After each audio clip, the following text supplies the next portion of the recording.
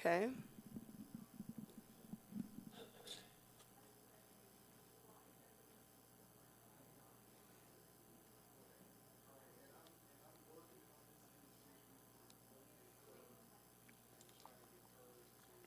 All right.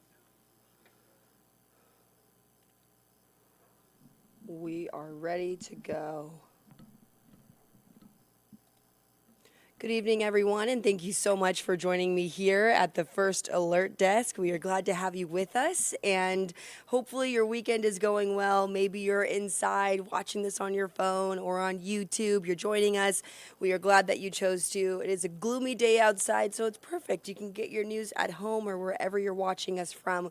We always appreciate it. So I do have a few stories to tell you about. So far, it's been, I don't want to jinx it, but it has been a slow news day as of now. But we do have some quality stories that we are following and working on and continuing our coverage. So I do want to share just two stories with you that I thought that you should know about. If I woke up today, these are the two I would want to watch and keep an eye out for. So our Atlanta News First reporter, Asia Wilson, is working on a story that really has meaning to a family today in our local community. She's working on a story about a man who lost his life while he was leaving the Encore Hookah Lounge in downtown Atlanta in 2021. So I'm going to bring you some video because this hookah lounge was eventually shut down. And just to give you an idea, there is an ordinance in the city of Atlanta where if there is a property that's deemed a nuisance, they do have the power to shut you down, and that was the case of this hookah lounge. It's right near Centennial Olympic Park, and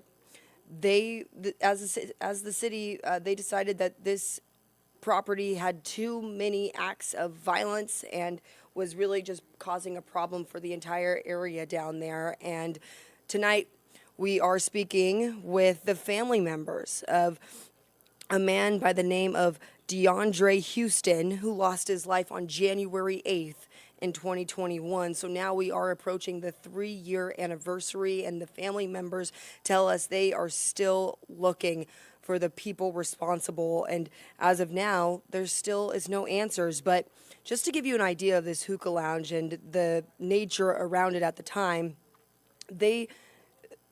how do I say this? There were hundreds of calls for service that we found during our investigation when we initially started covering this. And there was a security guard who was also shot and killed at the hookah lounge only a few months after DeAndre Houston lost his life.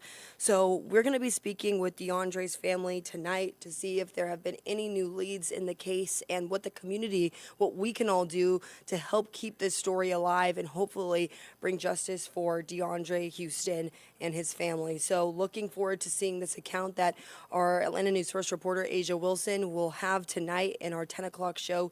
So keep an eye out for that.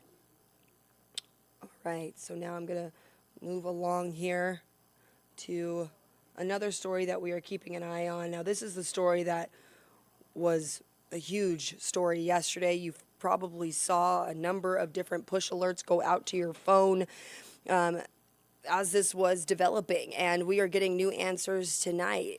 We are learning that the suspect in the Forest Park shooting, the shooting spree that took place yesterday, has been identified, and unfortunately the victim who lost his life in this shooting, a triple shooting, I should say, we are now learning his name. So let me bring you the video that we have from this scene as well. This is just a part of what happened. Now, police tell us that 33-year-old Victor Bayman is the man accused of killing someone, shooting 2 others, and stealing 2 cars.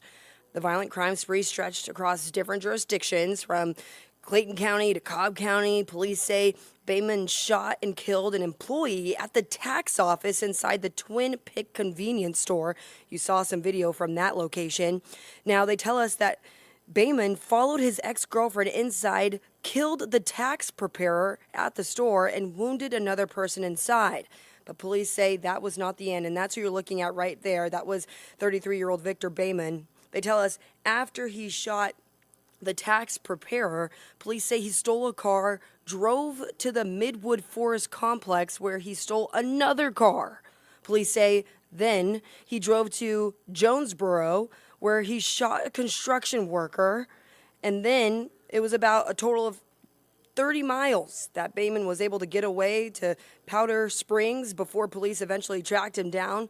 And now police tell us that the man who was the tax preparer who was shot in all of this, his name is Brandon Harris, and he's 43 years old. And that's the suspect you're looking at. I want you guys to get a good picture of him because now we're told that the suspect is being transferred to the Clayton County Jail. So the only silver lining here was that police were able to apprehend the suspect. As for the other two people that were shot, we're told that they were in the hospital recovering, but we have no information as it relates to their name and how they are doing today. So we're working on getting that information. We are keeping a reporter on this story tonight. We have our Joshua Skinner heading back out to the scene to try to gather up some more details, and we are hoping to get some other details, hopefully from police. So keep an eye on this story as well tonight, because this is a top story certainly that we are going to be keeping our eyes on throughout the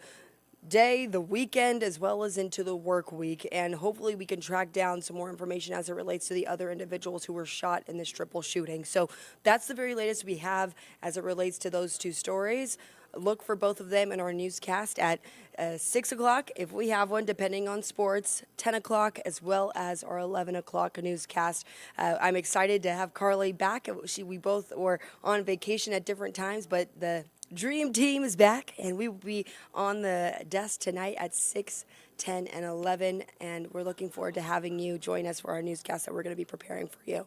All right, well, enjoy the rest of your weekend. Stay warm, and just a quick note, I was paying attention to what our First Alert meteorologist, Cutter Martin, was talking about during our editorial meeting, and just so you do know, we do have a First Alert weather day in store in our forecast. We're going to time out all of that in our newscast, because when we say First Alert weather day, that means no power. That means down trees. That means we're going to have multiple reporters on the ground covering the weather impacts, because it's going to be likely severe enough for our meteorologist to call a First Alert weather day. That's when we all have all hands on deck. So we'll tell you which day in the work week you can expect that and where temperatures are going to be, because First Alert meteorologist is Cutter Martin is in the Weather Center right now, timing out your entire work week as well as your Sunday forecast if you are heading to church.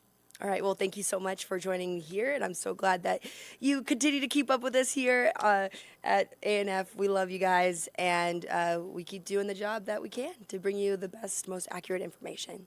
All right, have a great rest of your weekend, and look for another update right here on the First Alert desk at 8 o'clock. All right.